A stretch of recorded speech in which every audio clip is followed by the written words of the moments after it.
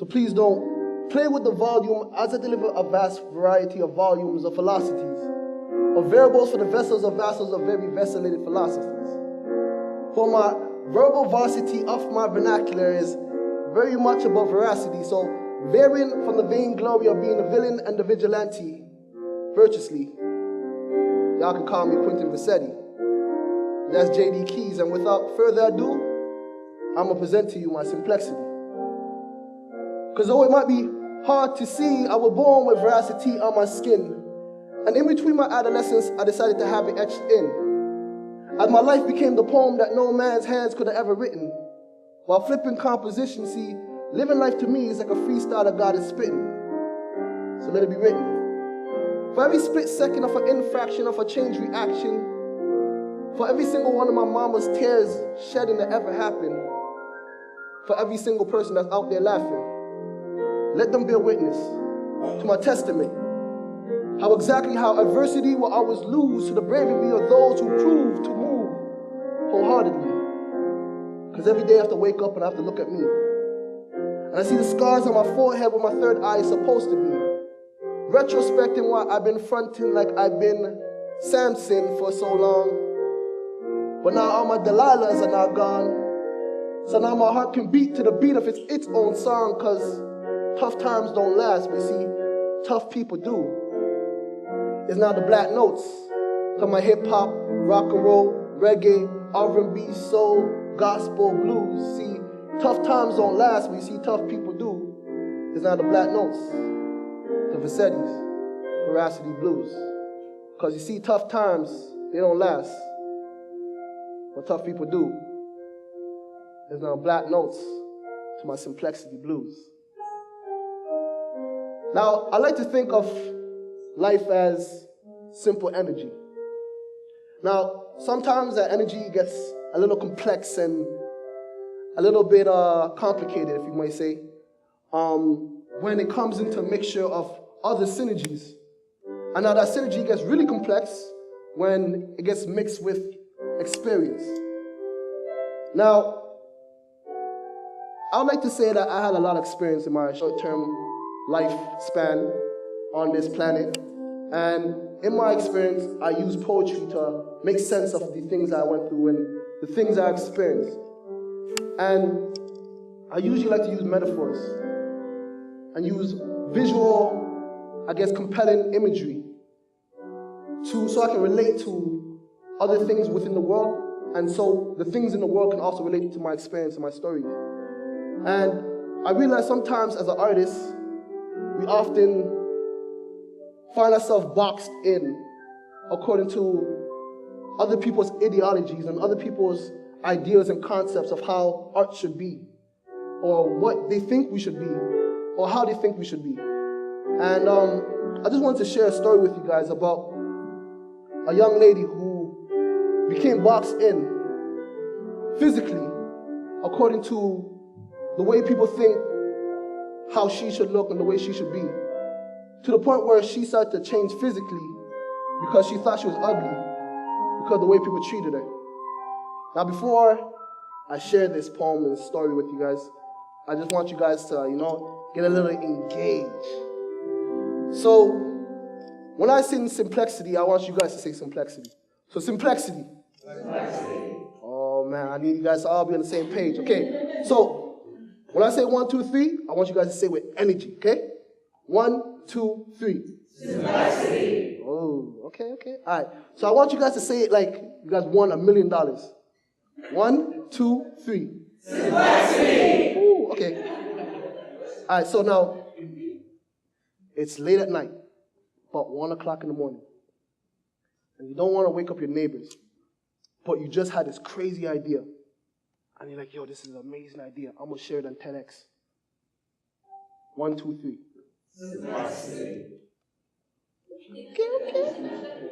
All right, so how about this? You are walking down the street, and you listen to your favorite song. It might be, I don't know, some Bob Marley maybe, or someone laughed, so they like Bob Marley. How would you say simplexity? 1, 2, 3.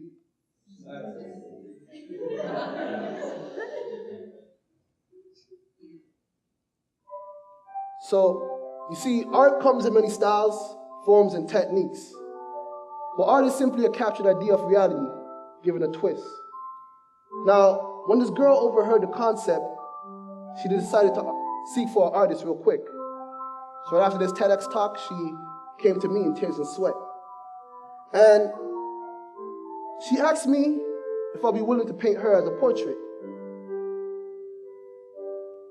And I said no. Well, yes, I said no. Okay, well, actually, to be honest, to be truthful, at first I said no, but the more no's I gave to resist, the more she insisted, and I finally submit and said, all right, I'll do something for you quick. Because you see, she understood that I understood that beauty is in the eyes of the beholder. But god damn, her ugliness could be seen by any onlooker. But you see, the most ugliest girl that my eyes have ever seen made the most beautiful painting that any hands could have ever made. As my attempts to make her repulsive grimace fade made her portrait priceless. As nothing could have paid off this vain pain that reigned over her inner beauty and made her exterior so hideous. See, she was raped by her father and abandoned by her mother. Her brother committed suicide, and she always prayed to Allah for a sister. She had a baby, but Children Aid took it away. See, she had no money, no family, and nowhere to stay. See, she had nothing left but her ugliness. So I could not dare be evil and turn her plea down unless I want El Shaddai to strike me down. So I used my tongue as a paintbrush. And I made her soul the canvas. And with every paint stroke, her pain was stroked, as I used words of hope that Yahweh could easily ease her yoke. Now, I ain't that religious, but reality is, though the world might turn their back on us, you see, the Most High never did. So as a bloodshot, sleep-deprived, sorrowful, hopeful eyes were concentrated on the concentration of minds, I began to paint. The color of her face, which I seen as a shade of gray, you see, I made it green. And green means fertility and well-being, because underneath her ugly mask, I was actually seeing a growing fruitful tree. Now you see, those circumstances may attempt to cut down that tree, as long as the tree maintains its roots, it will always regrow, as long as it's watered with truth. So I went to the center of her face and I began to paint her fat, flat nose that you can see a strong African trait. And I painted her nose blue. You see, blue represents spirituality and life. You see, her spirit was strong despite her daily strife.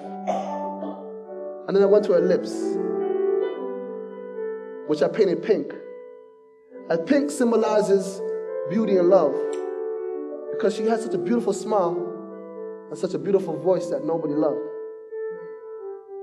Then I went to the space above, to her eyes, which are the windows to her soul, a soul that is dark and tarnished. So I made it yellow and orangish. Yellow to symbolize the energy of happiness, and orange to symbolize her endurance. Because she had to lack a life that lacked happiness and endurance. So then I realized, as I stepped back, that my craziness actually made total sense, as this girl's life was so flamboyant that her skin locked in such vibrance of colors that your eyes could not see. So you see, I gave her hair streaks of red to mark her warmth and courage. Then I put the finishing touches to the portrait, and I signed it and said, God loves you. You see, he's a master artist that created you. And the fact that we're all here and still alive means he thinks a lot about you. And for the first time in the longest time, this girl laughed. She said, maybe this is all true. You see, the most ugliest girl that my eyes ever seen, the ugliest girl that my eyes ever seen, she laughed and said, thank you. And you see, even though I never physically made that painting, she still smiled and said thank you. Because you see, the most ugliest girl that my eyes have ever seen made the most beautiful painting that any hands could have ever made. As I drew on my hand a smiley face and said, now look, this is a beautiful you. Because you see, the most ugliest girl that my eyes have ever seen made the most beautiful painting that any hands could have ever made. And even though I never physically made that painting, you see, she wore it on the countenance of her face. As now she knows that she was fearfully and wonderfully made with supernatural paint, with a shade of the color beauty. Simplexity.